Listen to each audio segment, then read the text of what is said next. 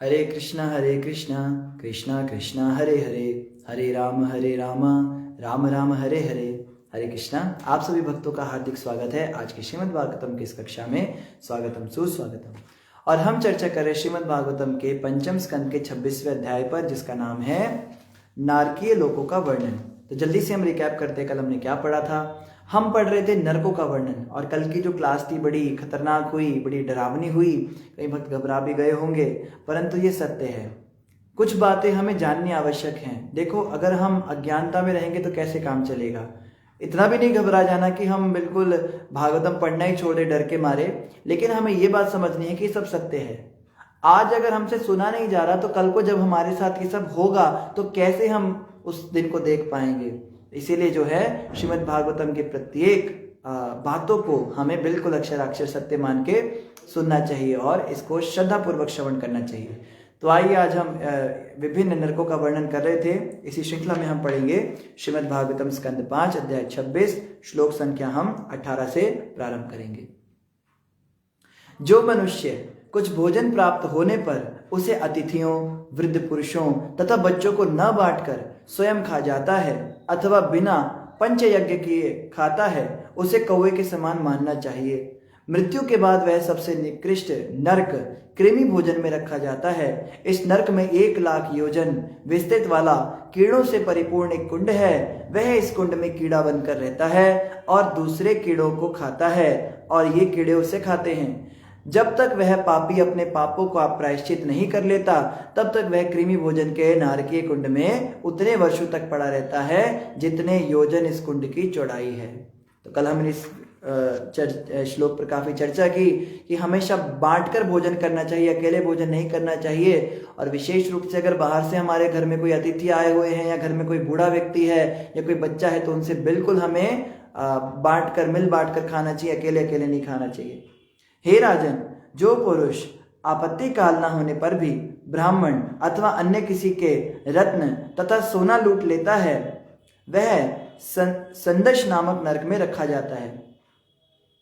तो यहाँ पे बताया जा रहा है कि इमरजेंसी केसेस ना होने पर अगर कोई व्यक्ति चोरी करता है, किसी का पैसा लूट लेता है, रत्न लूट लेता है, मतलब जेवर लूट लेता है। मेनली जितने भी रॉबर्स होते हैं, जितने ये बैंक्स में चोरी हो जाती हैं, या एटीएम मशीन से पैसे लोग निकाल लेते हैं, या फ्रॉड करते हैं। आजकल इंटरनेट पे भी लोग फ़ोन करेंगे आपको, सर आपने जो है 20,000 की लॉटरी जीती है और आप हमें अपना बैंक अकाउंट नंबर दीजिए, हम उस पर भेजते हैं। आपने अकाउंट नंबर और डिटेल्स ट्रांसफ़र की और आपके पास तुरंत एक मैसेज आएगा फ़ोन पे कि आपका जो अकाउंट है वो 0 हो चुका है। तो इस तरह के जो फ्रॉड करते हैं, चाहे ऑनलाइन करे चाहे ऑफलाइन करे, नए नए तरीके चोरी करने के आ गए। मुख्य रूप से जो चोरी करता है उसको संदश नामक नरक में रखा जाता है। वहां पर उसकी चमड़ी संडसी और लोहे के गर्म पिंडों से उतारी जाती है। जैसे हम देखते हैं ना, वो जो लोहार होते हैं, उनके पास जब वो आप में से किसी ने देखा हो तो लोहार पहले गर्म करते हैं किसी लोहे की चीज को, फिर ऊपर से उस पर चोट मारते हैं। आपने देखा है ना, वो बड़े बड़े मोटे मोटे हथौड़े उसके ऊपर मारते हैं। तो उस हथौड़े को जिस वस्तु पे वो मारते हैं, जिसको वो ठीक कर रहे हैं, उसको जब लोहार पकड़ता है तो एक उसके पास ऐसे प्लास जैसा कुछ होता है, उससे वो पकड़ता है। सीधे हाथ से नहीं पकड़ता तो जल जाएगा। तो जिस औजार से वो उस लोहे की चीज को पकड़ता है, उसी को गर्म करके जो उससे बोटी नोची जाती है, चमड़ी उधेड़ी जाती है उस व्यक्ति की जो चोरी करता है। वहां पर उसकी चमड़ी संडसी और लोहे के गर्म पिंडों से उतारी जाती है। इस प्रकार उसका पूरा शरीर खंड खंड कर दिया जाता है। उसकी चमड़ी जो है निकाल निकाल के बोटियां नोच नोच के सारा शरीर का टुकड़े टुकड़े कर देते हैं। यदि कोई पुरुष या स्त्री विपरीत लिंग वाले अगम्य सदस्य के साथ संभोग करते हैं, तो मृत्यु के बाद यमराज के दूत उसे तप्त सूर्मी नामक नरक में दंड देते हैं।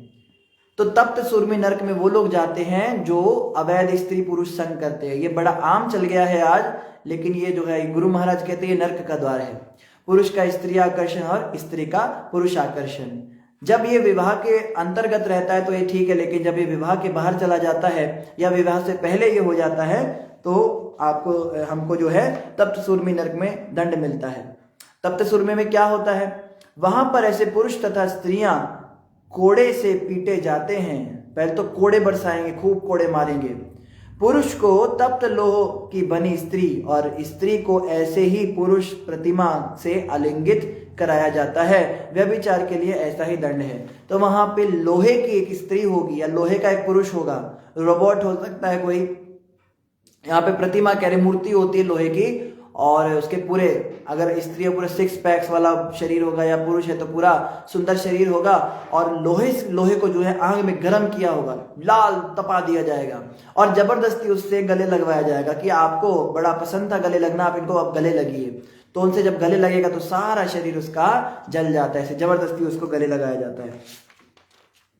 जो व्यक्ति विवेकहीन होकर यहां तक कि पशुओं के साथ भी व्यभिचार करता है, उसे मृत्यु के बाद वज्रकंटक शाल्मली नामक नरक में ले जाया जाता है। इस नरक में वज्र के समान कठोर कांटों वाला सेमल का वृक्ष है। यमराज के दूत पापी पुरुष को इस वृक्ष से लटका देते हैं और घसीटकर नीचे की ओर खींचते हैं, जिससे कांटों के द्वारा उसका शरीर बुरी तरह चिथड़ जाता है। तो ये पशुओं के साथ जो ये दुष्कर्म करते हैं उनका क्या होता है, उनको ऐसे कांटों वाले पेड़ में से पहले तो घुसेड़ दिया जाता है, तो पूरे कांटे कांटे शरीर से निकल जाते हैं, फिर नीचे से खींचा जाता है कि वो कांटे उसके पूरे शरीर को चीर देते हैं, चीथड़ निकाल देते हैं उसके। जो मनुष्य श्रेष्ठ कुल यथा क्षत्रिय, राज परिवार या अधिकारी वर्ग में जन्म लेकर के नियत नियमों के पालन की अवहेलना करता है और इस प्रकार से अधम बन जाता है, वह मृत्यु के समय वैतरणी नामक नरक की नदी में जा गिरता है। तो यहाँ पे बता रहे जो अधिकारिक वर्ग में होते हैं, जो क्षत्रिय कुल में होते हैं, वे जन्म लेकर नियत कर्मों का पालन की अवहेलना करता है। यानी कि वो कहता है कि नहाना क्यों जरूरी है, पूजा पाठ क्यों जरूरी है, हम नहीं मानते। मतलब जो नियत कर्म है, पूजा पाठ करना या जो भी किसी के कृत्य हैं या अपने जो कर्म है, जैसे मान लो क्षत्रिय का धर्म है लोगों की सेवा करना, राष्ट्र का हित करना, अपने प्रजा की रक्षा करना। यदि वो क्षत्रिय रक्षक की जगह भक्षक बन जाता है और वो केवल टैक्स लेता है और अपने कर्म नहीं करता जो उसको जनहित पे लगाने चाहिए, करप्ट नेता होता है।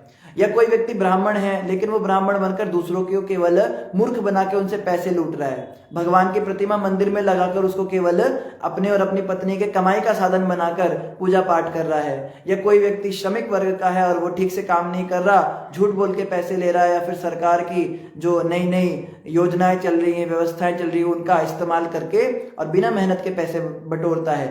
कहने का मतलब जो अपने नियत कर्म ठीक से नहीं करता, तो उसको वैतरणी नदी नामक एक नरक में डाल दिया जाता है। वहां एक नदी होती है, उसमें उसको डुबो देते हैं। यह नदी नरक को घेरने वाली खाई के समान है और अत्यंत हिंस्र जल जीवों से पूर्ण है। आप कहोगे पानी में डालने से शायद इतना ज्यादा कष्ट नहीं होगा, लेकिन इस पानी के अंदर बहुत ज्यादा हिंसक पशु होते हैं, जैसे एलिगेटर्स होते हैं, या वेल मछली होती है, पिराना होती है, या शार्क होती है, टेमिंगल होती है। इस प्रकार के जो बड़े हिंसक पशु हैं, वो मछली जो जीव हैं पानी वाले, वो उसको कष्ट देते हैं। जब पापी मनुष्य को वैतरणी नदी में फेंका जाता है तो जल के जीव उसे तुरंत खाने लगते हैं और पापमय शरीर होने के कारण वह अपने शरीर को त्याग नहीं पाता। अब क्या करे, शरीर छूटता भी नहीं है। जानवर खा जाते फिर से पैदा हो जाता है, फिर खाते फिर पैदा हो जाता है, क्योंकि यातना दे जो विशेष रूप से यातना देने के लिए डिजाइन किया गया है। इसमें कितने भी लिमिट तक व्यक्ति यातना सहन कर सकता है, मरेगा नहीं।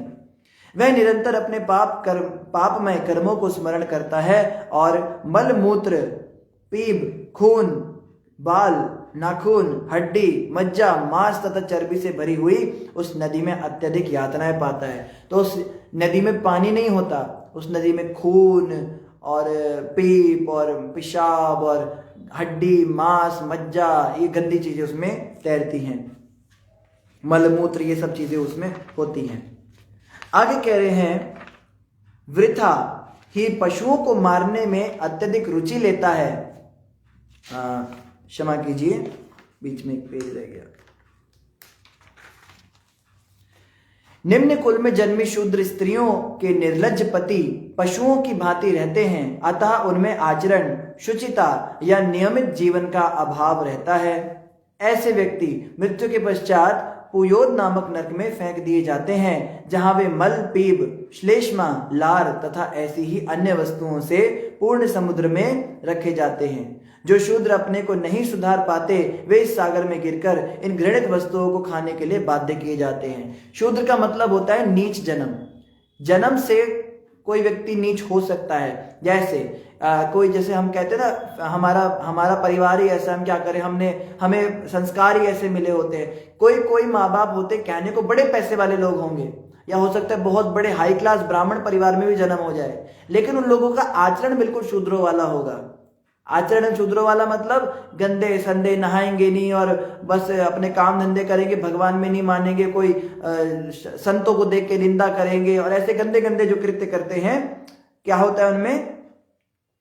निर्लज्ज पशुओं की भांति रहते हैं। उनमें आचरण नहीं, मतलब उनको बात करने की तमीज नहीं होगी। बड़ों से कैसे बात की जाती है, आजकल तो बड़ा आम है ये देखना। बड़ों से बात करने की तो तमीज बच्चों को रही ही नहीं। और पंजाब में तो तुसी करके बोलते हैं बड़ों को भी। और मैंने देखा कि जैसे यूपी बिहार में भी जो बच्चे होते, माँ तू क्या कर रही है, तो आपका तो कल्चर ही खत्म हो गया है। बस तुम इन चीजों पर लोग आ गए। पत्नियां जो है अपने पतियों के नाम लेती, उनको तू करके बोलती हैं। तू क्या कहता है इस पे? अरे पति जो होता है उसको तो शास्त्रों में कहा है कि फिर भी पति देवता के समान होता है पत्नी के लिए। ऑफ कोर्स इसका ये मतलब नहीं अब आप जेंडर इक्वालिटी वाला प्रिंसिपल लाओ, ये सब कलयुगी सिद्धांत है। अगर हम शास्त्रों के अनुसार चले तो पुरुष को जो है उसको भी सदाचरण वाला होना चाहिए, पत्नी को बिल्कुल अपने अर्धांगिनी के समान समझना चाहिए। लेकिन हम खाली पतियों को ही उनका बताते कि आप कैसे पति हो, आप अपनी पत्नी का ध्यान नहीं रखते, आप उनको अर्धांगिनी नहीं मानते, आप उसका सम्मान नहीं करते। लेकिन स्त्रियों पर भी ध्यान देना चाहिए। स्त्रियां बुरा मान जाती है, उनके लिए कानून बहुत बन गए, हम कुछ बोल नहीं सकते उनके लिए। लेकिन ये सत्य है कि स्त्रियां भी जो हैं आजकल की बिल्कुल अपने पतियों का सम्मान नहीं करती, उनको अपशब्द बोलती है, उन घर वालों के सामने उनका नाम लेती हैं। हमने अपने माता को देखा, हमारी माँ ने कभी आज तक हमारे पिता का नाम नहीं लिया। हमेशा वो कहती है इसके पापा, उसके पापा, ऐसे करके बोलती है, या कुछ भी मतलब सुन रहे हो ऐसे करके बोलती है। हमने कभी नहीं देखा, मतलब कभी नहीं लिया। कोई पूछे आपके पति का नाम क्या है, इसके पिता का नाम क्या, तब बोलती थी, ऐसे कभी बोलती नहीं थी। और पुराने जमाने में तो स्त्रियां ऐसी होती थी, वो हाथ पर अपने पति का नाम गुदवा लेती थी कि उन्होंने ऐसे हाथ दिखा देना कि ये पति का नाम है, नाम नहीं लेती थी। एक बार की बात है, एक संत बता रहे थे कथा में कि वो कथा कर रहे थे, तो उन्होंने एक भजन गाना शुरू किया। तो भजन में कुछ गांव की माताएं आई हुई थी सब, तो वो भजन गा रहे थे कि दीना बंधु दीनानाथ मेरी डोरी तेरे हाथ, ये भजन गा रहे थे। तो वो माता जो है वो क्या गा रही थी, दीन बंधु और पप्पू के पापा मेरी डोरी तेरे हाथ। वो कहते हैं दीन बंधु तो ठीक है, पप्पू के पापा क्यों बोल रही है, उसकी डोरी उसके पप्पू के पापा के हाथ में है क्या? तो वो ऐसे ही बोल रही है। उसको बोला कि माता जी आप क्या बोल रहे हो, दीनानाथ बोला ना, भगवान के हाथ में डोरी है, आपके पति के हाथ में क्यों डोरी सौंपती हो? तो बोली नहीं मैं तो यही बोलूंगी, दीना बंधु पप्पू के पापा मेरी डोरी तेरे हाथ। बोले ये आप ऐसा क्यों बोल रहे हो? तो उसने बाद में किसी ने बताया कि इसके पति का नाम जो है दीनानाथ है, तो ये उनका नाम नहीं लेती, उनको ये पप्पू के पापा बोलती है। अरे पप्पू या सप्पू क्या नाम बताया था याद नहीं है, तो उसके पापा बोलती है, तो इसलिए वो ऐसा भजन गा रही है। बेचारी भजन भी नहीं गा पा रही। तो ऐसे भी कल्चर के लोग, और ये सत्य बात है, तो ऐसा भी कल्चर कभी था भारत के अंदर। आज सारी सभ्यता ध्वस्त हो चुकी है। स्त्रियां जो हैं अपने बड़ों के आगे भी जो है कुछ समझती नहीं उनको, और पुरुष भी ऐसे हो गए, वो भी अपनी माता को कुछ समझते नहीं, पिता को कुछ समझते नहीं। कोई लड़की पसंद आ गई, माँ को दिखा, माँ इससे मेरी शादी करा दो। लेकिन वैदिक रीति क्या होती है, माता पिता बताएं कि बेटा ये तुम्हारी पत्नी है। मैं फिर अपने माता पिता के कल्चर पे चला जाऊं, मेरे माता पिता ने एक दूसरे को देखा भी नहीं था शादी से पहले। बस पता था कि कोई देखी है और अच्छी लड़की है, उनको पता था अच्छा लड़का है। शादी के बाद उनको पहली बार उन्होंने उनका चेहरा देखा। और आजकल तो रात रात को वीडियो कॉलिंग, शादी से पहले दिन रात बातें करना और पता नहीं घूमना फिरना सब चलता है। और कई बार तो शादी जो है वो बाद में होती है, पहले प्रेम संबंध शुरू हो जाता है। तो ये सब जो है ये वैदिक रीति नहीं है, ये वैदिक तरीका नहीं। तो ये सब लोग इसमें आ जाते हैं। आचरण आजकल के लोगों में रहा नहीं, बहुत जरूरी। कम से कम हम अगर भागवत कथा सुनते हैं, हम शास्त्रों में मानते हैं, भगवान की भक्ति करते हैं, तो हमें कुछ तो सदाचरण सीखना चाहिए। सदाचरण का मतलब आप कहोगे कि आप हमें पुराने जमाने पे ले जा रहे हो। ये पुराना जमाना नहीं, ये हमारा जमाना है। सनातन धर्म यही है। और आजकल जो चल रहा है वो अंग्रेजों का कल्चर है। एक बहुत बड़ी समस्या कब खड़ी हो गई, जब लोगों ने दूसरे के कल्चर को अपनाने को मॉडर्निज्म कह दिया। मॉडर्न शब्द क्या होता है? मॉडर्न शब्द का मतलब होता है नयापन। नयापन का मतलब होता है कि कुछ नया करना। लेकिन हम क्या कर रहे हैं, जिस सभ्यता को अंग्रेज हजारों सालों से पालन करते आ रहे हैं उसको अपना रहे हैं। तो वो नया नहीं है, वो बहुत पुराना है। उन लोगों ने कई पीढ़ियों से उस कल्चर को फॉलो किया है। तो हमारे लिए वो बेशक नया है कि जीन्स पहनना या तू करके बात करना, किसी का सम्मान नहीं करना, और भाई भतीजे इन सबको अंकल अंकल बोलना, आंटी आंटी बोलना, ये सब भारत में आ गया। लेकिन ये मॉडर्निज्म नहीं है, ये किसी और की सभ्यता है। ये हमारी सभ्यता समाप्त करके दूसरे की सभ्यता को हमने डाला है। इस बात को समझिए, साड़ी पहनना किसी औरत के लिए पुराना जमाना नहीं होता। वो ये है कि वो अपना धर्म, अपने कल्चर को फॉलो, इंडियन कल्चर फॉलो कर रही हैं। या कोई पुरुष अगर चोटी रख लेता है सिर के पीछे तो ये कोई पंडित बनना या पुराना जमाना नहीं। ये पुराना करने वाले जो हैं ये मूर्ख हो चुके हैं बिल्कुल। ये ऐसी सभ्यता फॉलो कर रहे हैं जिसको ये कहते हैं कि मॉडर्निज्म है। फटे हुए कपड़े पहनना, जीन्स के ऊपर कट मार देना, या आजकल के जो कपड़े ऊपर के भी आते हैं, माताओं के भी, भक्तों पुरुषों के भी, उनमें भी बहुत ज्यादा वो दिखावा करना, उन अंगों का दिखावा करना जिनको छुपाने के लिए शास्त्रों में कहा है। बालों को नीचे की तरफ कंघा करने के बजाय ऊपर की तरफ कंघा करना।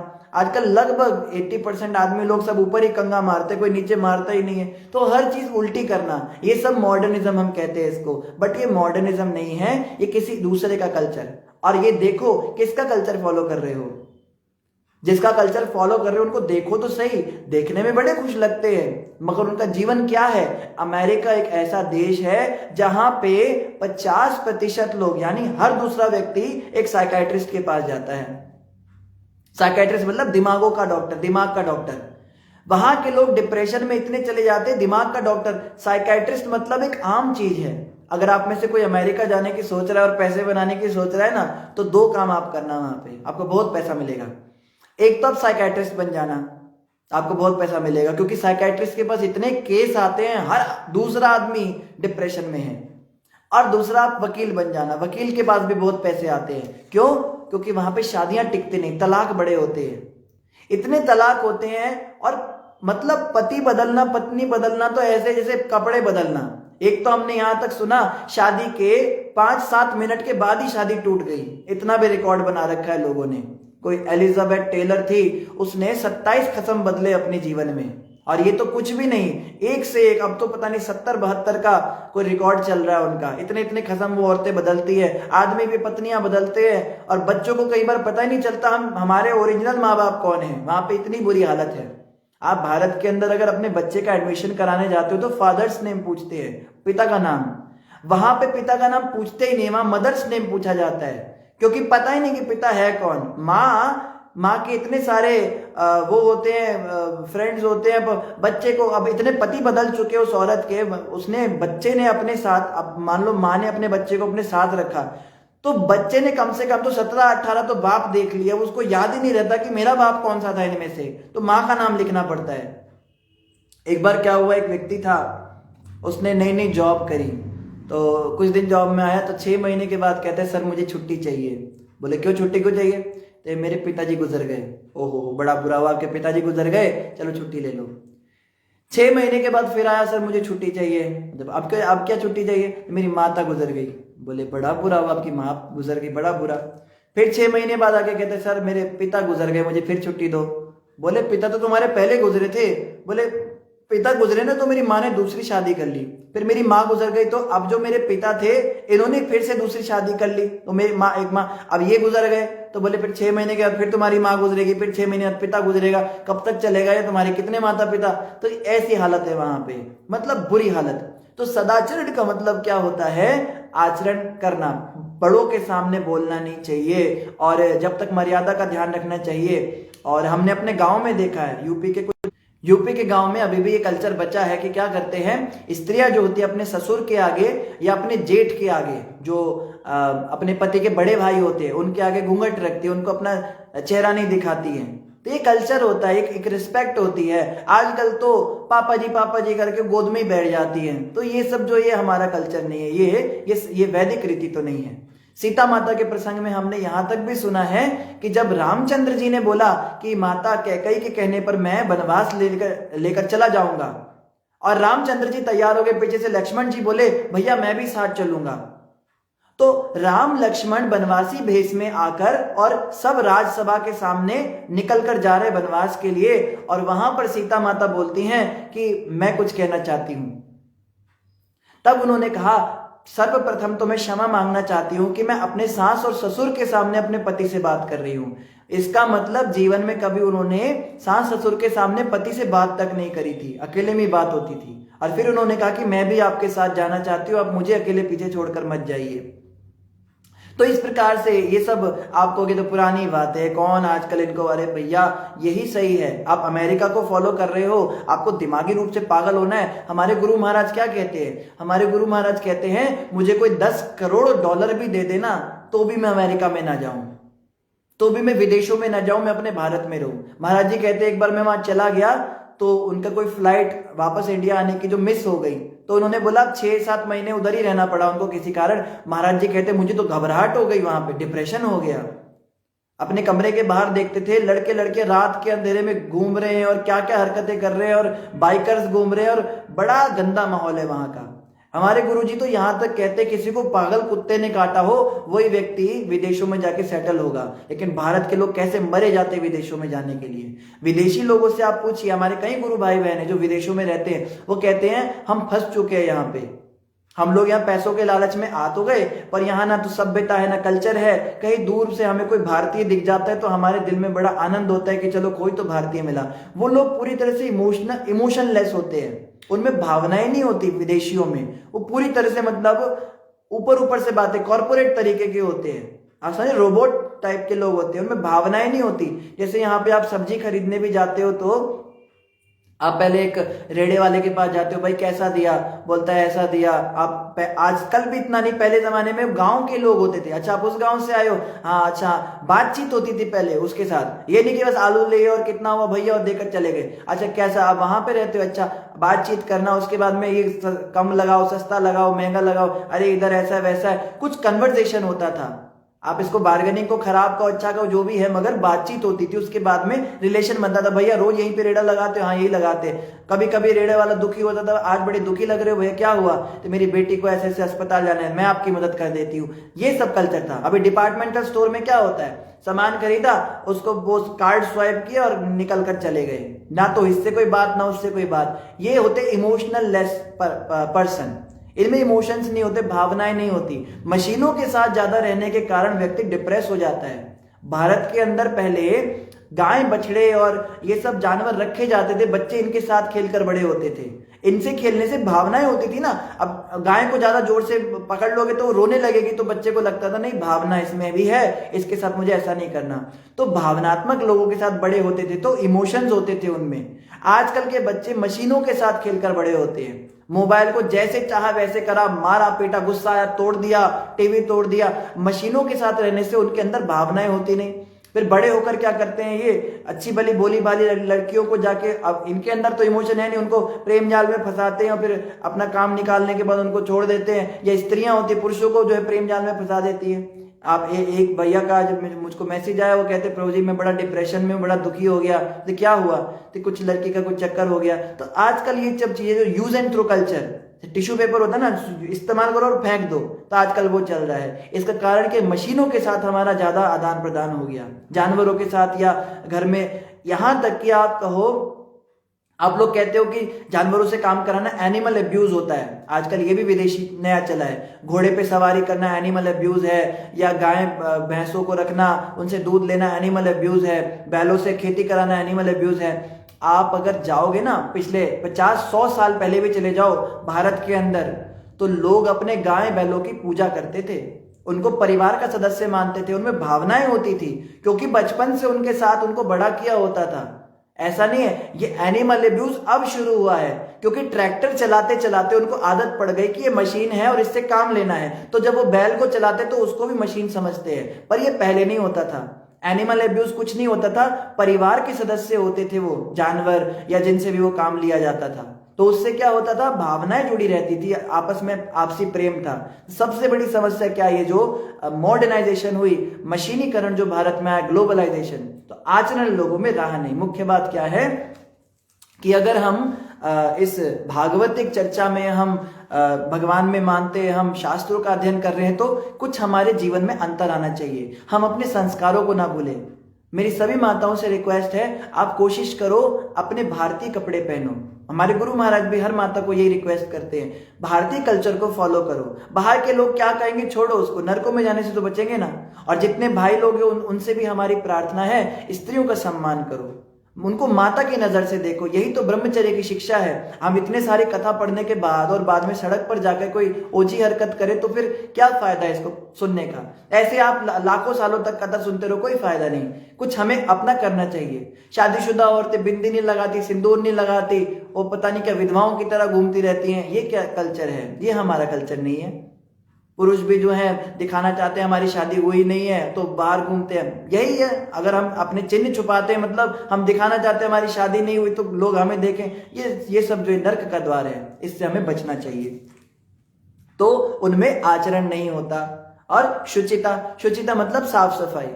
साफ सफाई तो भूल जाओ, बड़ी दूर की बात। अगर उनको ये कह दो ना कि मल त्याग के बाद नहाया करो, प्रभुपाद जी ने नियम बनाया कि जब हम 2 नंबर जाते हैं, टॉयलेट करने जाते हैं, मल त्याग करते हैं, तो स्नान करना चाहिए कपड़ों समेत। इतने में ही उनकी हालत खराब हो जाती है। उन्हें आगे तो हम और क्या शुचि साफ सफाई बताएं। मतलब जानवरों को अगर हम नहाना धोना ही बता दें, उतने में ही उनकी मां मर जाती है, ऐसी बुरी हालत है।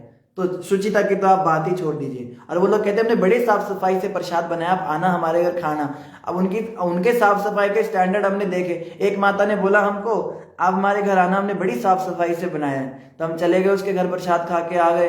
बाद में पता लगा वो साफ सफाई क्या, उसने सब्जी के अंदर चाय की पत्ती डाल रखी है।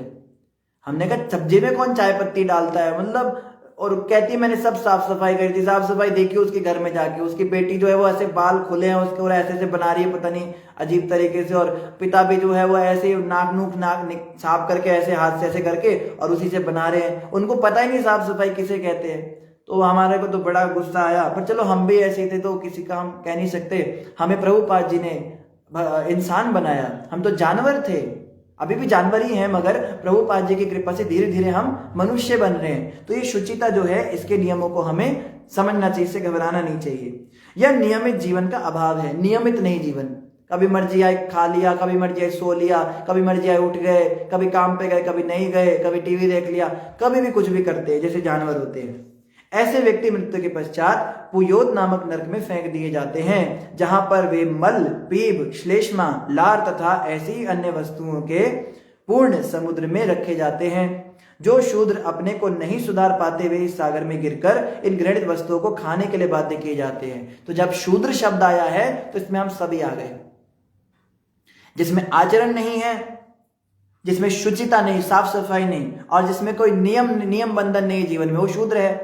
तो शास्त्र कहते कलौ शूद्र संभव, सारे शूद्र पैदा होंगे कलयुग में। बोलेंगे हम ब्राह्मण, हम क्षत्रिय, पर काम सारे शूद्रों वाले, मैं आप ये वो, हम सभी शूद्र पैदा हुए हैं। और अगर हम अभी भी सुधरते नहीं तो हमें इस नरक में जाना पड़ेगा और वहां जाके ये सब विष्ठा और ये सब चीजें खानी पड़ेगी। यदि इस जीवन में उच्च वर्ग का मनुष्य ब्राह्मण, क्षत्रिय तथा वैश्य कुत्ते, गधे तथा खच्चर पालता है और उन्हें जंगल में आखेट करने तथा वृथा ही पशुओं को मारने में अत्यधिक रुचि लेता है, तो मृत्यु के पश्चात वह प्राण रोध नामक नरक में डाला जाता है।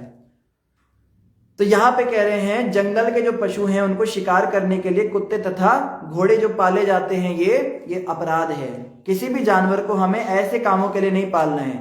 उनको अगर हम पाल रहे हैं तो उनसे कुछ हम अच्छा काम कराएं, ब्राह्मणों की सेवा कराएं, मंदिर में कुछ काम काज में उनको इस्तेमाल करें, ट्रांसपोर्ट के लिए यूज करें। लेकिन ये जो दूसरे जानवरों को मारने के लिए, शिकार करने के लिए उन्हें यूज करते हैं, ठीक नहीं है।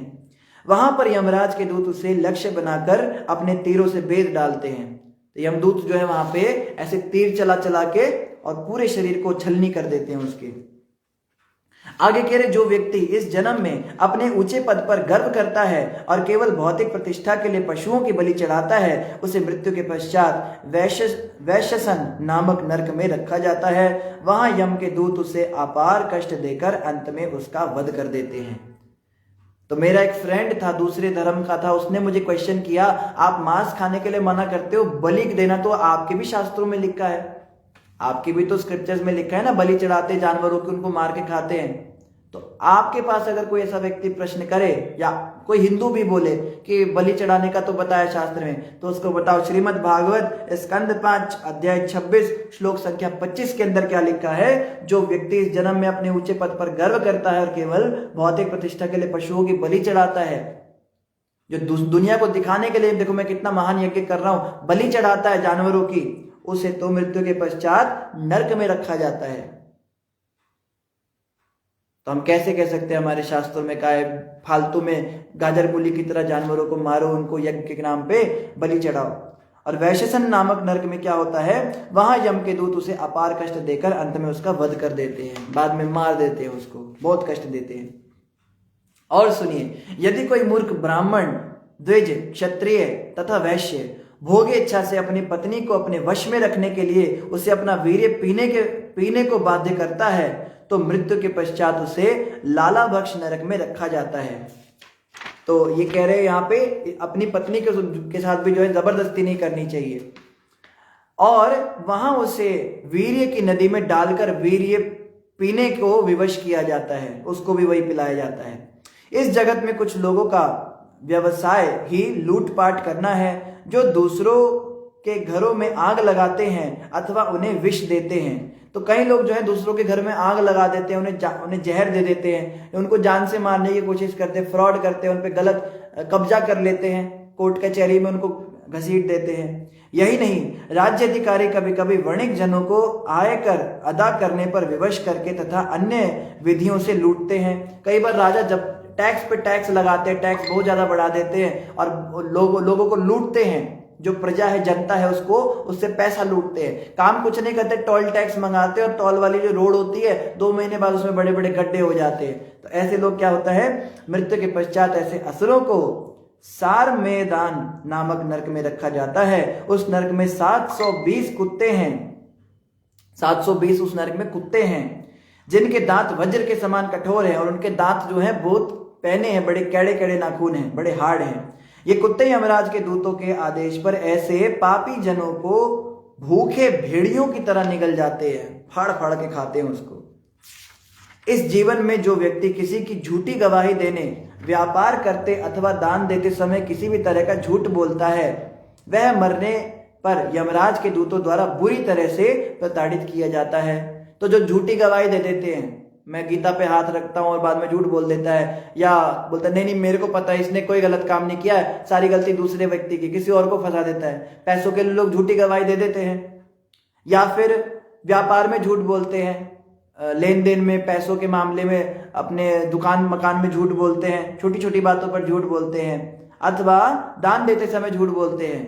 दान करते समय भी कई लोग झूठ बोलते हैं, हमारे पास तो इतने ही है, या ऐसा होता है। सच बता दो भाई, इतना है, हम इतना ही देंगे, क्लियर कट होना चाहिए, झूठ नहीं बोलना, हमें तो कुछ मिल ही नहीं रहा, हमारे को तो लॉकडाउन लग गया, प्रभु जी कहाँ से लाएंगे, ऐसा वैसा करते हैं, झूठ नहीं बोलना चाहिए। वह मरने पर यमराज के दूतों द्वारा बुरी तरह से प्रताड़ित किया जाता है। ऐसा पापी व्यक्ति 800 मील ऊंचे पर्वत की चोटी से मुंह के बल अविचिमत नामक नरक में नीचे फेंक दिया जाता है। इस नरक का कोई आधार नहीं होता और उसकी पथरीली भूमि जल की लहरों के समान प्रतीत होती है, किंतु इसमें जल नहीं है, इसलिए इसे अविचितिम जल रहित कहा गया है। वहां से बारंबार गिराए जाने से उस पापी व्यक्ति के शरीर के छोटे छोटे टुकड़े हो जाने पर भी प्राण नहीं निकलते और उसे बारंबार दंड सहना पड़ता है, ऐसा उसके साथ होता है।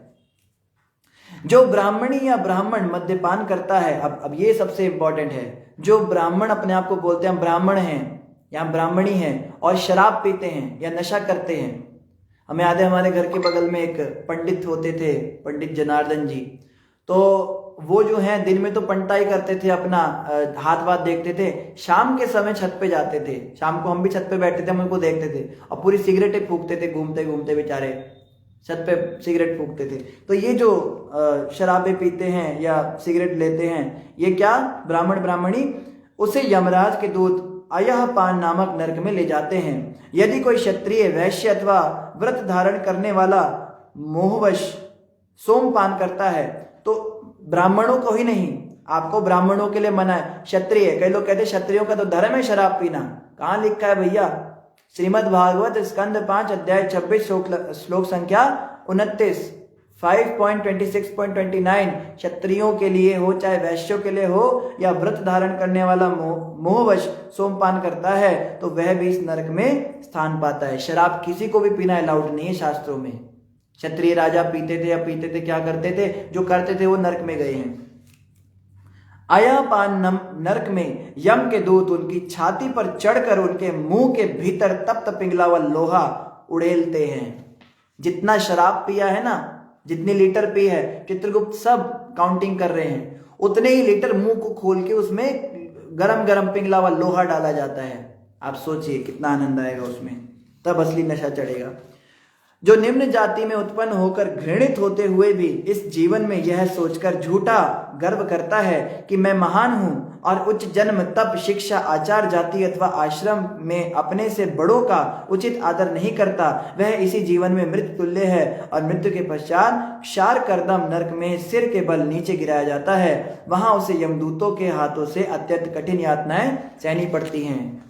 मतलब कोई शिक्षा ने, कोई जन्म का, हम भी महान हैं, हमारी भी जाति महान है, हमारे समुदाय को भी वो मिलना चाहिए, रोजगार मिलना चाहिए, हमें भी वो मिलना चाहिए। वो क्लेम करते हैं कि हमें इनसे, इनमें क्या है, ये लोग क्या पढ़े लिखे लोग क्या हैं, या ये जो उच्च कुल के लोग हैं, अपने अंदर कोई क्वालिफिकेशन नहीं है। या तो क्वालिफाइड व्यक्ति हो, भाई नीच कुल में जन्म हो भी गया तो भी ज्ञानवान हो, शास्त्रों को जानता हो। ऐसे लोग जो है, ये हमने तो ऐसे भी समुदाय देखे, नाम क्या ले उनका, रामायण को चप्पल मारते हैं, गीता को जलाते हैं और बीच सड़क पे, और ये लोग सनातन धर्म के हैं, ये हिंदू लोग होकर ऐसा करते हैं और कहते हैं शास्त्रों ने कभी हमें वो नहीं दिया, इन्होंने कभी हमें सम्मानित, जलाते, ये करते, गुस्सा करते हैं और बोलते हैं भारत का संविधान जिन्होंने लिखा हम उनको मानते हैं, मगर हम इनके रचयिता को नहीं मानते। ये लोग जो हैं ये अपने आप को महान दिखाना चाहते हैं और सनातन धर्म को जो पालन करने वाले लोग हैं उनको नीचा दिखाते हैं। इनको इस नरक में जाना पड़ता है। इस संसार में ऐसे भी पुरुष तथा स्त्रियां हैं जो भैरव या भद्रकाली को नर बलि चढ़ाकर अपने द्वारा बलि किए गए शिकार का मांस खाते हैं। ऐसे यज्ञ करने वालों को मृत्यु के पश्चात यमलोक में ले जाया जाता है, जहां उनकी शिकार मारे गए व्यक्ति राक्षस का रूप धारण करके अपनी तेज तलवारों से उनके टुकड़े टुकड़े कर डालते हैं। लो जी, एक ही रास्ता बचा था मांस खाने का, वो था भैरवनाथ या भद्रकाली को बलि चढ़ाना। कई लोग कहते हैं ना कि काली माता को बलि चढ़ाकर खाने का विधान है, लेकिन याद रखिए विधान है, मगर उस विधान के समय जब हम बलि चढ़ाते हैं, चाहे आप नर बलि दे रहे हो, मनुष्य, जैसे एक औरत थी, उसको बच्चा नहीं हो रहा था तो किसी तांत्रिक के चक्कर में पड़ गई। उस तांत्रिक बाबा ने कहा नवजात किसी के 7 बच्चे मारो, तुम काली माता को चढ़ाओ, तुम्हें बच्चा हो जाएगा, तुम्हारी कोख खुल जाएगी। तो वो हॉस्पिटलों से नवजात बच्चे चुरा चुरा के और वो बाबा के हाथों से मरवाती थी। ये बहुत बड़ा पाप है, इन चक्करों में कभी मत पड़िए। जो भगवान ने, ठाकुर जी ने कृपा करके हमें दे दिया वही ठीक है। ये सब चीजें करने वाले जो हैं, ये तो नर बलि की बात है, कोई जानवर की भी बलि देता है। अगर भैरव काली के नाम से वो जाके बलि चढ़ाता है, जानवरों को मारता है, तो वही जानवर राक्षस का रूप लेकर आते नरक में और तेज तेज तीखी तलवारों से उनको मार देते हैं।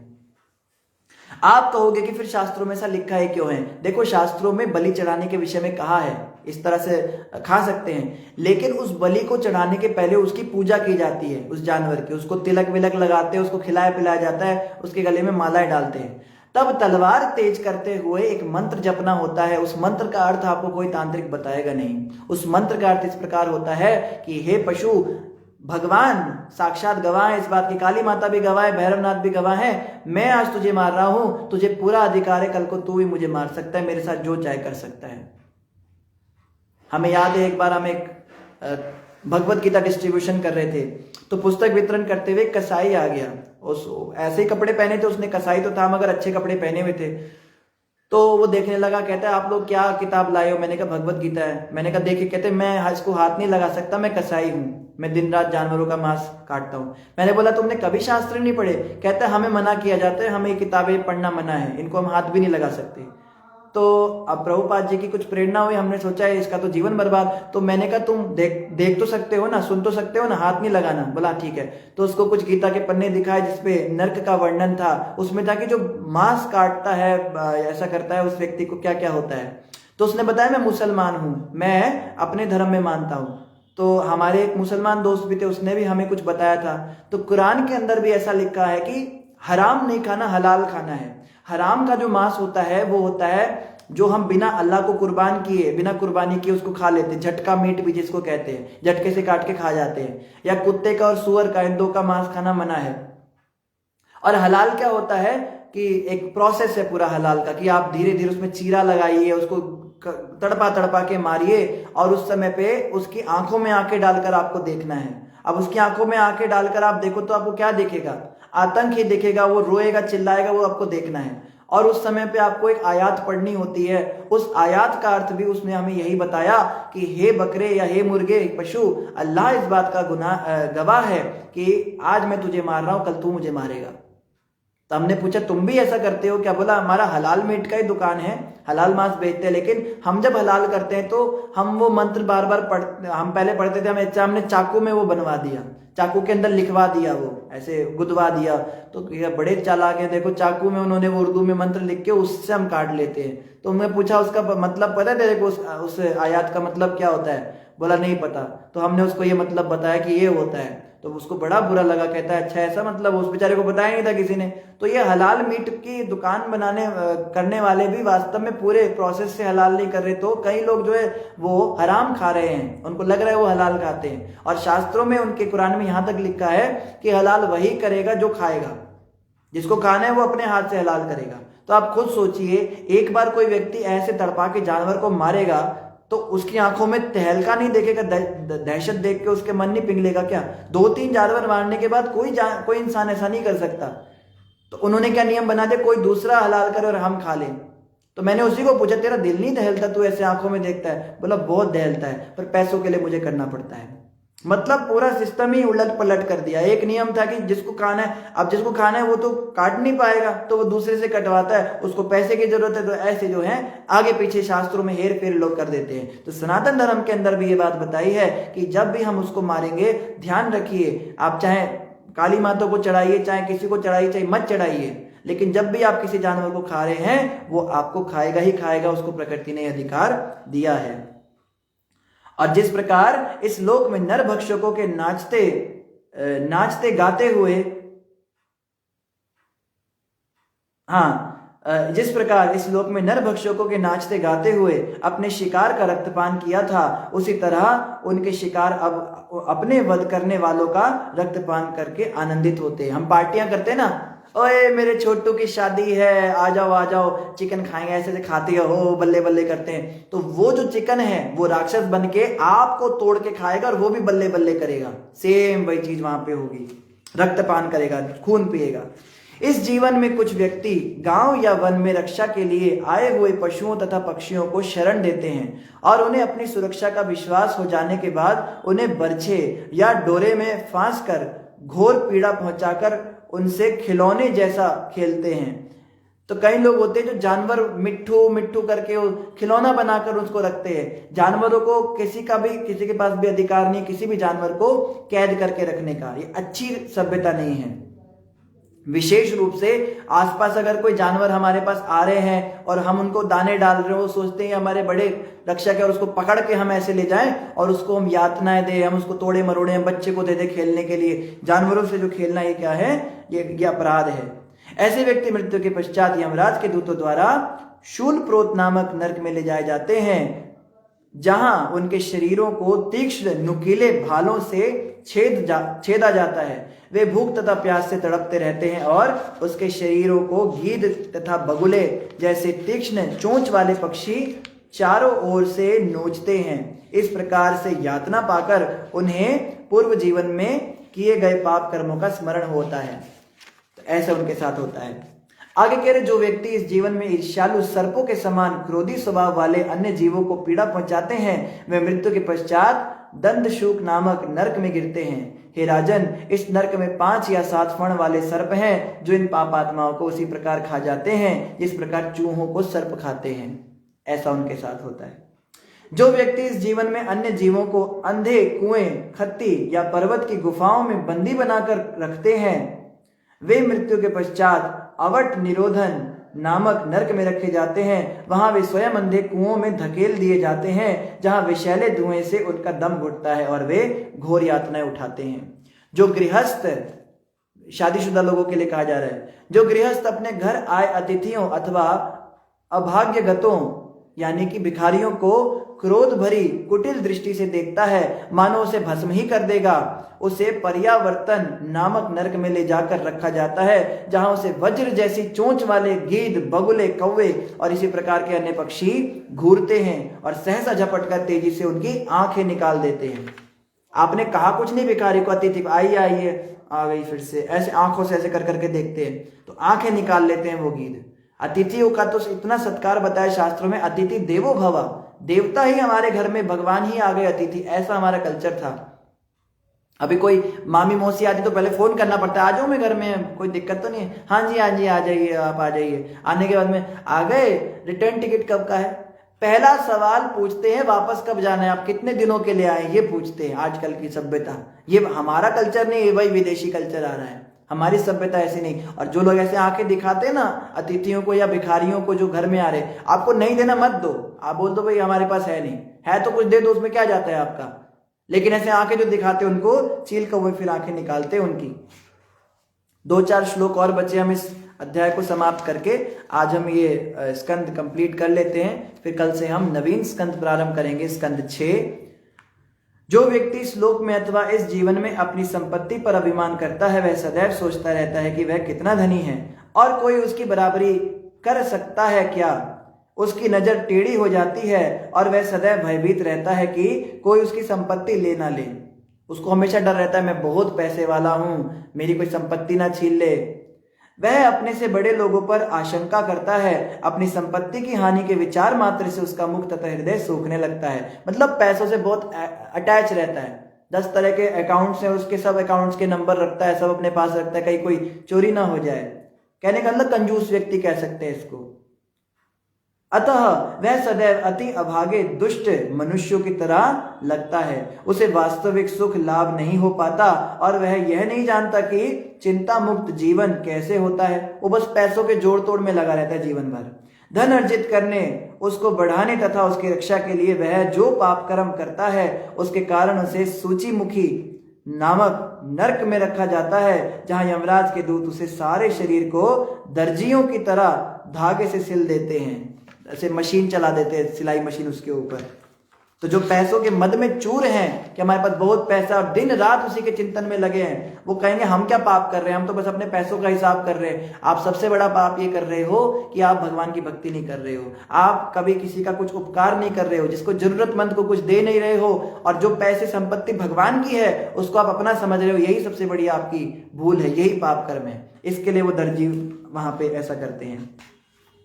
हे राजन, यमलोक में इसी प्रकार के सैकड़ों हजारों नरक हैं। कहते तो मैंने कुछ बताए हैं, अभी तो मैंने कुछ ही बताए हैं, लेकिन ऐसे सैकड़ों हजारों नरक है। सुखदेव गोस्वामी कह रहे हैं मैंने जिन पापी मनुष्यों का वर्णन किया है और जिनका वहां पर उल्लेख नहीं हुआ, वे सब अपने पापों की कोटि के अनुसार इन विभिन्न नरकों में प्रवेश करेंगे। किंतु जो पुण्यात्मा है वे अन्य लोकों में अर्थात देवताओं के लोकों में जाते हैं, तो भी अपने पुण्य पाप के फलों के क्षय होने पर पुण्यात्मा तथा पापी दोनों ही पुनः पृथ्वी पर लौट आते हैं। वही वाली बात, आप चाहे पुण्य करके ऊपर चले जाओ, चाहे पाप करके नीचे चले जाओ, वापस इधर आना ही पड़ेगा। जब पाप समाप्त हो जाएंगे पीट पीट के तो ऊपर आ जाएंगे, और जब पुण्य समाप्त आ जाएंगे भोग कर करके तो भी इधर आ जाएंगे। इसलिए ना स्वर्ग अच्छा है ना नरक अच्छा है, हमें मुक्ति चाहिए, भगवत धाम चाहिए, हमें वैकुंठ जाना है। और वैकुंठ जाएंगे ना तो पाप करके ना पुण्य करके, वैकुंठ केवल भक्ति करके जाएंगे। तो भक्तों के लिए भक्ति ज्यादा जरूरी है, ज्यादा पुण्यों के काम में भी भक्त इतने लगते नहीं, वो भक्ति में लगते हैं ज्यादा। प्रारंभ में द्वितीय तथा तृतीय स्कंद में मैं यह बता चुका हूं कि मुक्ति मार्ग पर किस प्रकार अग्रसर हुआ जा सकता है। मैंने पहले आपको बता दिया कि कैसे भक्ति करनी। हमने दूसरे और तीसरे स्कंद में यही पढ़ा था कि किस प्रकार से भगवान की भक्ति की जाती है। स्वर्गिक लोकों का भी वर्णन हमने पढ़ा था। पुराणों में 14 खंडों में विभक्त अंड सदृश विशाल ब्रह्मांड की स्थिति का वर्णन किया गया है। यह विराट रूप भगवान का बाह्य शरीर माना जाता है, जिसकी उत्पत्ति उनकी शक्ति और गुणों से हुई है। इसे ही सामान्यतः विराट रूप कहते हैं। यदि कोई श्रद्धा सहित भगवान के इस बाह्य रूप का वर्णन पढ़ता है अथवा इसके विषय में सुनता है या फिर अन्यों को भागवत धर्म अथवा कृष्ण भावनामृत समझाता है तो आत्म चेतना अथवा कृष्ण भावनामृत में उनकी श्रद्धा तथा भक्ति क्रमशः बढ़ती जाती है। जय हो। कह रहे जिस व्यक्ति ने भी ध्यान पूर्वक श्रद्धा पूर्वक ये सुना है ब्रह्मांड का जो विराट रूप है ये भगवान कृष्ण से अलग नहीं है, ये विराट रूप भगवान का ही शरीर है, तो इसके विषय में सुनना मतलब भगवान के अंगों के विषय में सुनना ही है। तो इसलिए श्रद्धा पूर्वक सुना है, ये जिसने सुनाया है, ये जो आगे लोगों को इसके विषय में बताता है, प्रचार करता है, वो सब क्या करेंगे, भक्ति में बढ़ेंगे आगे आगे। यद्यपि इस भावना को विकसित कर पाना कठिन है किंतु इस विधि से मनुष्य अपने को शुद्ध कर सकता है, धीरे धीरे परम सत्य को जान सकता है। धीरे धीरे प्रगति होगी, एकदम से नहीं होगी, लेकिन कठिन है। भक्ति करना थोड़ा कठिन लगता है लेकिन धीरे धीरे जरूर प्रगति होगी। जो मुक्ति का इच्छुक है, मुक्ति के पथ को ग्रहण करता है तथा बद्ध जीवन के प्रति आकृष्ट नहीं होता है, वह यति या भक्त कहलाता है। भक्त वो है जो मुक्ति का इच्छुक है, वो भक्त नहीं है जो ऊपर से तिलक और कंठी लगा के दूसरों को मूर्ख बनाता है। ऐसे पुरुष को पहले भगवान के स्थूल विराट रूप का चिंतन करते हुए मन को वश में करना चाहिए और तब धीरे धीरे श्री कृष्ण के दिव्य रूप सच्चिदानंद विग्रह का चिंतन करना चाहिए। इस प्रकार उसका मन समाधि में स्थिर हो जाता है। भक्ति के द्वारा भगवान के सूक्ष्म रूप का साक्षात्कार किया जा सकता है और यही भक्तों का गंतव्य है। इस प्रकार उसका जीवन सफल बन जाता है। हे राजन, अभी मैंने तुमसे इस पृथ्वी लोक, अन्य लोक, उनके वर्ष, नदी एवं पर्वतों का वर्णन किया है। मैंने आकाश, समुद्र, अधोलोक, दिशाएं, नर्क, ग्रह तथा नक्षत्रों का भी वर्णन किया है। ये भगवान के विराट रूप के अवयव हैं जिन पर समस्त जीवात्मा आश्रित हैं। इस प्रकार मैंने भगवान के बाह्य शरीर के अद्भुत विस्तार की व्याख्या की है। इति श्रीमद् भागवतम पंचम स्कंदम। इस प्रकार हमारा श्रीमद् भागवत का पंचम स्कंद भी समाप्त हुआ। तो अंत में शुकदेव गोस्वामी यही कह रहे हैं कि मैंने आपको जो रास्ता बताया है, ये भागवत विधि बताई है, इससे क्या होगा, इससे पहले तो आप भगवान के विराट रूप के विषय में जानोगे, पहले विराट रूप का चिंतन करोगे कि कौन कौन से लोक में क्या है। इस प्रकार जब विराट रूप का चिंतन होगा तो धीरे धीरे मन शुद्ध होगा और फिर हम कृष्ण के एक्चुअल शरीर का वर्णन करेंगे, उनकी आंखें कैसे, उनके कान कैसे। तो सच्चिदानंद विग्रह का चिंतन जो है बाद में होता है, यानी कृष्ण की, राधा कृष्ण की लीलाएं या भगवान कृष्ण की माखन चोरी लीला, ये सब बाद में हमें सुननी है। पहले हमें उनकी सृष्टि लीला सुननी है कि सृष्टि कैसे की, पता चलेगा कि इतना महान व्यक्ति जिसके बारे में हम सुनने जा रहे हैं, तो हम उसको कोई लंपट व्यक्ति या कोई अपने जैसा ना समझ बैठे। तो उनके विषय में तभी तो आनंद आएगा जब हम देखेंगे यशोदा उनको डंडा दिखा रही है और कृष्ण रो रहे हैं, तो हम कहेंगे हर बच्चा रोता है डंडा देखने पे, ये क्या बड़ी बात है। हम भी रोए थे जब हमारी माँ हमको डांटती थी, तो तब हमें मजा नहीं आएगा लीला सुनने का, एक कथा सुनने का। कई लोग वीडियोस देखते कृष्णा की, कहते हैं इसमें क्या है इतनी बड़ी बात, उन्हें कुछ लगता ही नहीं। लेकिन जब हम जानेंगे कि कौन है, ये स्वयं काल को भी भयभीत करने वाला व्यक्ति है, अनंत शेष के अनंत मुख जिसका गुण का वर्णन कर रहे हैं, वो अपने भक्त के लिए उसका डंडा देख के डर रहे हैं, जिससे डर भी डरता है वो डर रहे हैं, तब हमें आनंद आएगा। फिर छोटी छोटी बातें भी हमें बड़ी अच्छी लगेंगी। तो एक्चुअली में हम कृष्ण कथा को तभी रियलाइज कर पाएंगे जब हमने जाना होगा कृष्ण तत्व को। तो बिल्कुल इसमें आलस नहीं करना चाहिए, सीधे 10वें स्कंद पे नहीं चले जाना चाहिए। भागवत की हमें रासलीला सुनाओ, कथाएं सुनाओ, आनंद तब आएगा, असली अच्छा आनंद, जब हम पहले शुरू के 10 स्कंद में जान चुके होंगे कि कृष्ण है कौन। तो इन शब्दों के साथ सभी का धन्यवाद। समय थोड़ा ज्यादा हो गया, आज स्कंद कंप्लीट करना था, तो आप सब क्षमा कीजिएगा। किसी का कोई प्रश्न हो तो आप अपने प्रश्न कमेंट पर डाल सकते हैं। ग्रंथराज श्रीमद् भागवत महापुराण की जय, जगत गुरु शिला प्रभुपाद की जय, गौर भक्तवृंद की जय। हरे कृष्ण, हरे कृष्ण। तो अभी हम जल्दी से आपके कमेंट्स पढ़ लेते हैं। अशोक द्विवेदी जी ने कहा गुड नाइट जी, हरे कृष्णा हरे कृष्णा। आपको भी गुड नाइट प्रभु। करुणा माता जी ने प्रणाम बोला है, आपको भी प्रणाम। नरेंद्र भंडाल जी ने महामंत्र लिखा है। अरुण सिंगला जी ने हरे कृष्णा कहा है। नवीन जुल्का जी ने हरे कृष्णा लिखा है। नेहा शर्मा जी ने हरे कृष्णा लिखा है। मीतू एब्रोल जी ने हरे कृष्णा लिखा है। विकास मल्होत्रा जी ने हरे कृष्णा लिखा है। काजल शर्मा जी ने हरे कृष्णा लिखा है। संदीप मेहता जी ने राधेश्याम लिखा है। मंजू कपूर जी ने हरे कृष्णा लिखा है। गायत्री नागपाल जी ने हरे कृष्णा लिखा है। और इनके अलावा लता माता ने फिर से गुलाब भेजा है। भावीपुरी माता हरे कृष्णा कह रही हैं। मौसमी सिंह कह रहे प्रभु जी लोगों के साथ अच्छा कर्म और अच्छा सोचने के बावजूद भी लोग धोखा क्यों देते हैं? मौसमी जी, लोग धोखा इसलिए देते हैं क्योंकि वो हैं ही धोखेबाज। आप कह रहे हो कि मैं चोर के पास गई और मैंने उससे बड़ी अच्छी बातें करी तो उसने मेरी चीज क्यों चुरा ली, वो है ही चोर। इस संसार में हम सब धोखेबाज हैं। प्रभुपाद जी कहते हैं हम सभी जितने मनुष्य, हम सब में 4 दोष होते हैं। पहला, हमारी इंद्रियां अपूर्ण है।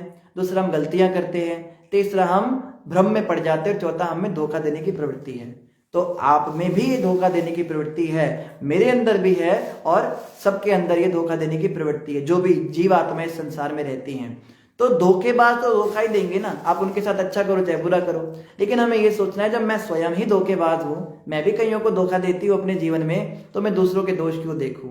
हम क्या करें, हम अपना भक्ति में लगे रहे। हमारे गुरु महाराज कहते हैं, भला करने वाले भलाई किए जा, बुराई के बदले दुआएं दिए जा।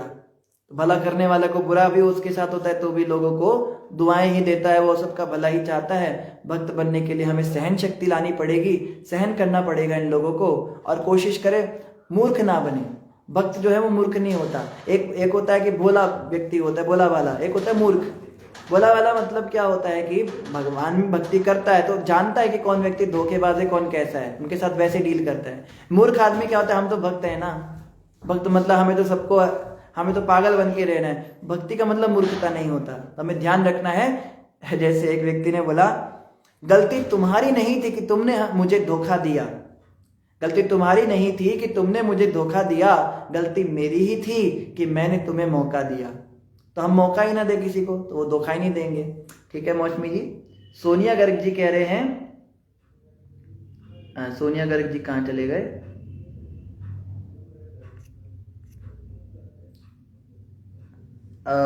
हरे कृष्णा कृष्णा कृष्णा हरे हरे, हरे राम राम राम हरे हरे। हाँ, सोनिया गर्ग जी कह रहे हरे कृष्णा। दिशी शर्मा जी ने कहा हरे कृष्णा। लता टिकू जी ने बोला हरे कृष्णा। अरुण सिंगला जी ने कहा हरे कृष्णा। सुरु श्रीवास्तव जी ने हरे कृष्णा लिखा है। सनी कुमार जी ने हरे कृष्णा लिखा है। दिशी शर्मा कह रहे हैं, प्रभु जी भी बोथ रेस्पेक्ट ईच अदर। बहुत अच्छी बात है, अगर पति पत्नी एक दूसरे का सम्मान करते हैं। आप राजस्थान में रहते हैं दिशी माता, वहाँ थोड़ा कल्चर बचा हुआ है, वहाँ के लोग फिर भी थोड़ा कल्चर में है। देखो, अगर हम किसी दूसरे को इज्जत देंगे तो हमें इज्जत मिलेगी, सीधी सी बात। हम कहते हैं लोग हमें इज्जत नहीं देते, सम्मान नहीं देते, हमारे बच्चे हमें सम्मान नहीं देते।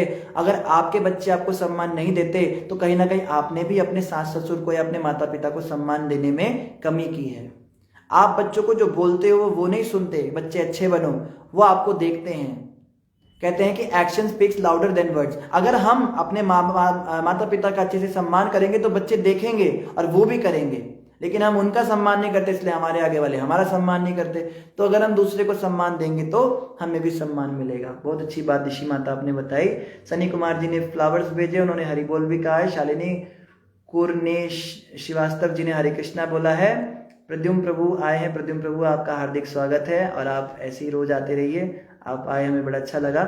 उन्होंने प्रणाम लिखा है। और नेहा शर्मा जी ने हरे कृष्णा दंडवत लिखा है। जगमोहन मिश्रा जी ने हरे कृष्णा लिखा है। मनीष कनौजिया जी ने हरे कृष्णा लिखा है। दीपिका गुलेरिया अग्रवाल जी ने हरे कृष्णा लिखा है। दिशी शर्मा जी कह रहे हैं, प्रभु जी आप कंफ्यूज कर देते हैं, आप बिजनेस में थोड़ा बहुत तो झूठ बोलना ही पड़ता है, ऑलवेज सच कहने से तो हमारा तो बेड़ा पार है। देखो माता, दिशी माता, बिजनेस में झूठ जो है बोलना पड़ता है वो एक अलग बात है। ध्यान रखें हम कि महानता ना बनना है, मतलब हम इस बात को बहुत प्राउड फील करके ना लेके हम बिजनेस में झूठ बोलते हैं, बोलना पड़ता है। एक अपने अंदर हीन भावना रखे कि हमें झूठ बोलना पड़ता है। ठीक है, अगर हम रिग्रेटफुल तरीके से झूठ बोलते हैं कि हाय हाय हमें क्यों बोलना पड़ रहा है, इसके बिना काम नहीं चल रहा है, प्रभु हमें बचाओ, इन चीजों से हमें छोड़ो, नर्क में हमें जाना पड़ेगा, हमसे पाप हो गया, तो भगवान कुछ कंसिडर भी करेंगे। लेकिन अगर हम बहुत गर्व के साथ कहें कि हम तो बिजनेस में तो बोलना ही पड़ता है, क्या करें, और हम एक हैबिट की तरह उसको बोले कि हम बहुत पुण्य कर्म कर रहे हैं, तो वो हो गया अभिमान के साथ झूठ बोलना। इससे पाप जो है बहुत ज्यादा लगता है। तो मजबूरी में अगर कोई गलत काम किया जा रहा है उसके लिए हम क्षमा मांगे भगवान से। अब आप तो झूठ बोलने की बात कर रहे हो ना, मैं कहता हूं जितने 28 प्रकार के नरकों का वर्णन हुआ ना, ये 28 के 28 काम हम सब करते हैं, मैं भी करता हूं। और बोलो, लेकिन हमें अपने आप को ये नहीं कहना चाहिए कि तो करना ही पड़ता है, क्या करें आजकल का जमाना ही ऐसा है, ये कह कर तो जरूर नरक में जाएंगे। कम से कम एक अपने अंदर अपने को टटोले कि मैं कितना गंदा आदमी हूं। भागवत के अनुसार तो मैं तो कहीं खड़ा ही नहीं होता, मैं तो अपने आप को इतना महान भक्त, इतनी महान भक्त समझता था, और मेरी ये स्थिति है, मैं तो नरकों में जाना मेरा ले लिखा है। तो भगवान से प्रार्थना करके करेंगे, विनम्रता हमारे अंदर आएगी तो भक्ति भाव जागृत होगा। तो करते हैं या नहीं करते अलग बात है, लेकिन हम सोचते क्या है, हमारी चेतना कितनी ऊंची है, हम उस पर विचार क्या करते हैं कि जो हम करते हैं वो अच्छा करते हैं बुरा करते हैं, उससे ज्यादा मैटर करता है ऋषि माता। इस बात का हमें ध्यान रखना है। ऋषि अरोड़ा जी ने हरे कृष्णा लिखा है, ऋचा शर्मा जी ने लिखा है हरे कृष्णा। प्रभु जी दंडवत प्रणाम। Please tell me, I am facing a situation where when I doing materialistic activities, no one's tell me, but when we follow some spiritual activities, everybody in my family creates lot of difficulty, so how can I handle one seeing that situation, please guide me। बहुत अच्छी आपने practical बात कही।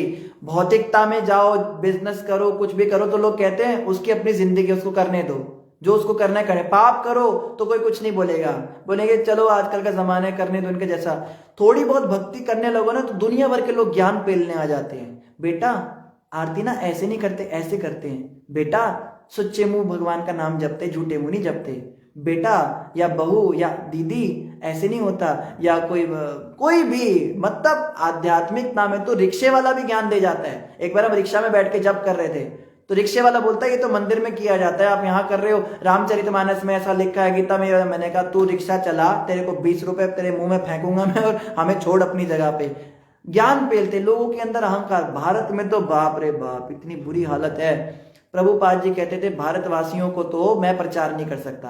भारतवासियों के लिए तो प्रभुपाद जी ने भी हाथ खड़े कर दिए थे। आप सोचो, आप तो आप और मैं तो मैं हूं, प्रभुपाद जी जैसे शुद्ध भक्त भी भारत के अंदर प्रचार नहीं कर पाए। उन्होंने कहा भारत के लोगों को भारत का व्यक्ति प्रचार कर ही नहीं सकता, क्योंकि ये अपने आप को इतना महान समझते हैं। इनको थोड़ी भक्ति के बारे में कुछ कह दो, कहना दूर की बात, भक्ति करो तो ये आके सामने से आपको ज्ञान पेल देंगे। तो प्रभुपाद जी ने क्या, प्रभुपाद जी भी उनके बाप से भारतवासियों के, उन्होंने क्या करा, अंग्रेजों को भक्त बना दिया। हम लोगों के तो दिमाग में स्लेव मेंटालिटी है, जब से हम अधीन हुए ना उस देश के, ब्रिटिश के, तब से हमारे दिमाग में वो लोग श्रेष्ठ हैं।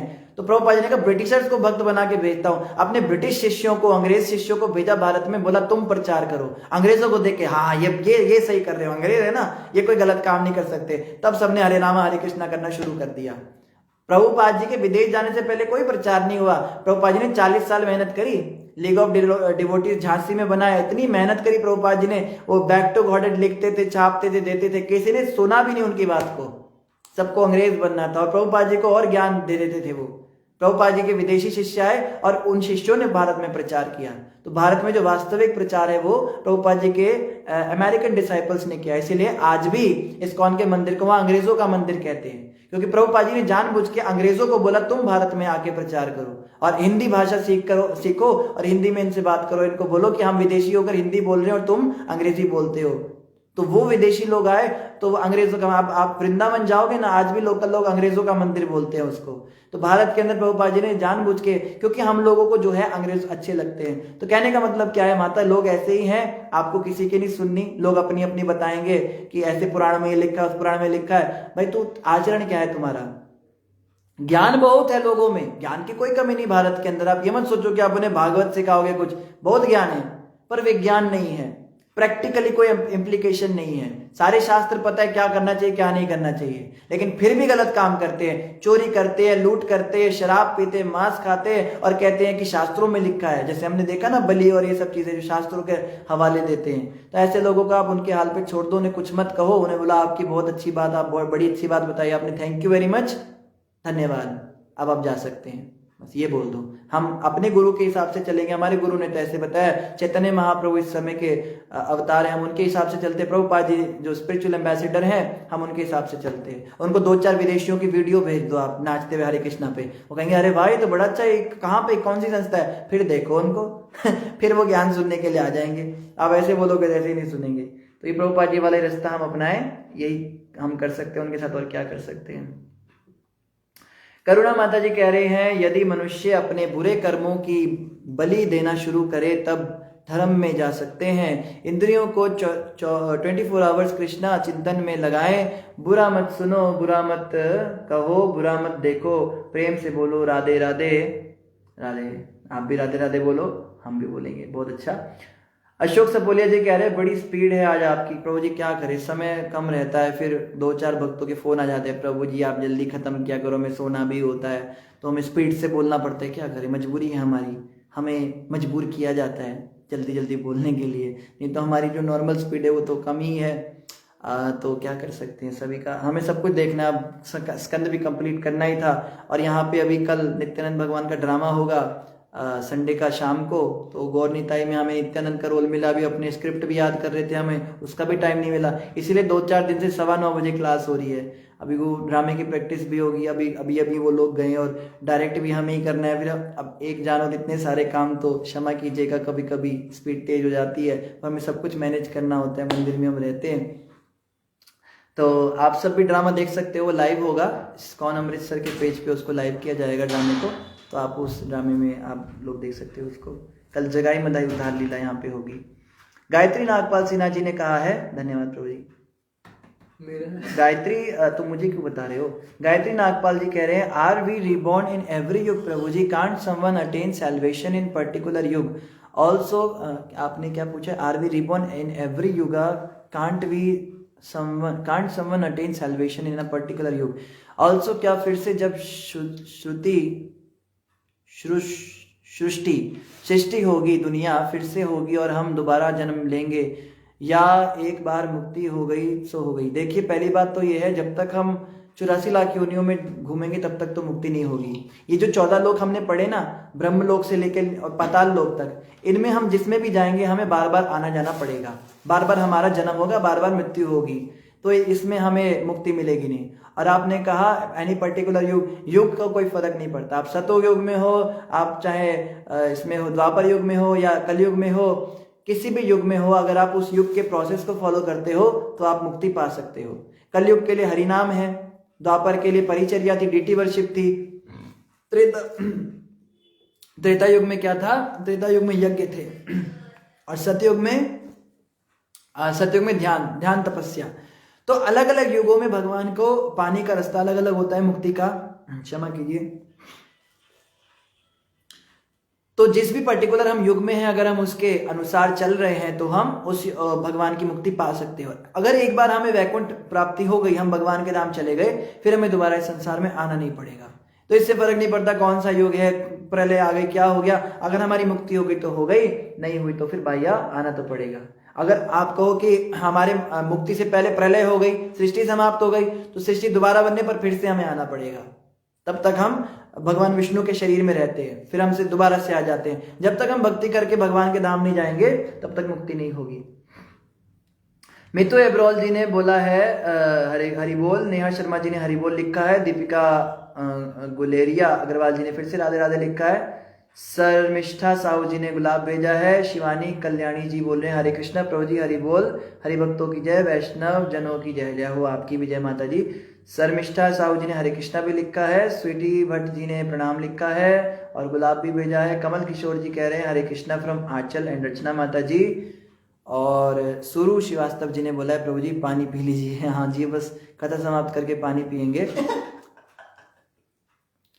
तो आप सभी का धन्यवाद इन शब्दों के साथ में। जिन्होंने भी भक्तों ने हरे कृष्णा बोला, आप सभी को हमारी ओर से हरे कृष्णा। जिन्होंने दंडवत प्रणाम लिखा उनको दंडवत प्रणाम।